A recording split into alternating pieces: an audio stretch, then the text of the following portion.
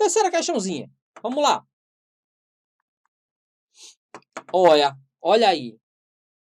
Analisando, pessoal, o que é que ele fala aqui? O verbo haver.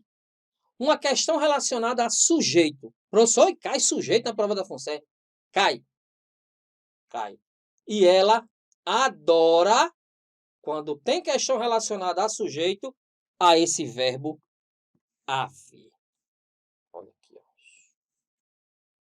Aparece muito. Certo? Ela adora esse verbo haver. Né? Esse verbo haver, pessoal, já até antecipando aqui a resposta da questão, né? O que é que eu preciso olhar para ele? Duas coisinhas. Quando ele faz referência a sujeito, certo? Falou uma questão sobre sujeito da oração, tipo de sujeito, classificação de sujeito, certo? Apareceu esse tipo de questão. E faz uma relação com o verbo haver. Eu vou olhar duas circunstâncias para esse verbo haver. Primeira delas é quando esse verbo haver estiver no sentido de existir, ocorrer ou acontecer. A dica é essa. O verbo haver, observe logo se ele está no sentido de existir, ocorrer ou acontecer. Certo? Na hora que eu digo assim, ó, houve um tumulto na sala. Olha aí, houve um tumulto na sala. Opa! Fofinho disse que eu fizesse o quê? Substituísse esse verbo haver por existir, ocorrer ou acontecer. Houve um tumulto na sala. Ocorreu um tumulto na sala. Dá certo? Tá. Então a gente viu aí que o verbo haver está no sentido de ocorrer. Há um lindo professor falando com vocês. Há um lindo professor falando com vocês. Existe um lindo professor. Olha aí, o verbo haver no sentido de existir. Então, quando esse verbo haver estiver no sentido de existir, ocorrer ou acontecer, você já sabe que isso aí é uma oração sem sujeito. E ele vai falar lá, ó, verbo impessoal.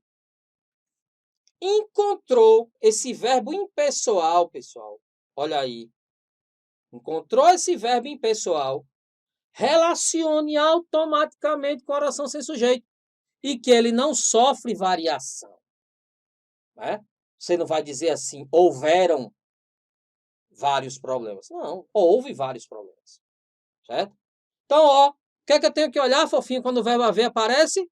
Primeiro, se esse verbo haver está no sentido de existir, ocorrer ou acontecer. É oração sem sujeito. E a outra circunstância desse verbo haver, olha aí a dica, anotezinho também. O verbo haver indicando tempo passado. Há dias, não durmo direito. Há dias. Ó, passado. Certo? Faz uma relação do passado. Também é uma oração sem sujeito. Sendo que a FUNCERN, ela gosta mais desse contexto do verbo haver, no sentido de existir, ocorrer e acontecer.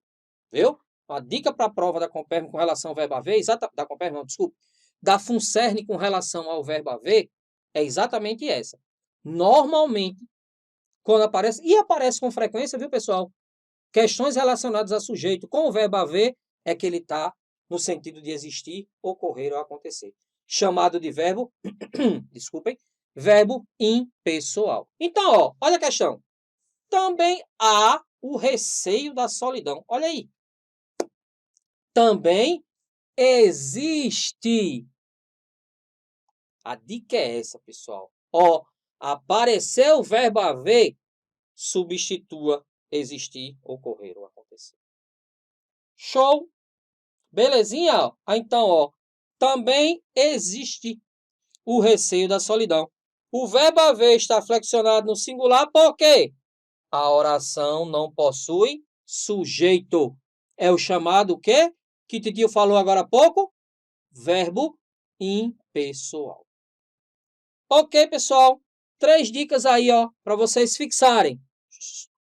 botar no juizinho de vocês. Não esqueçam. Beleza? Depois nós estamos aí novamente com mais algumas questões, né? Mais algumas dicas para vocês fixarem, certo? Botar aí no centrinho do juízo para a aprovação ser certa para vocês. Ok? Vamos fechar essa prova de português. Ok? Abraço, fiquem com Deus. Beijo do gordo. Até a próxima. Beijão do fofinho. Tchau, tchau.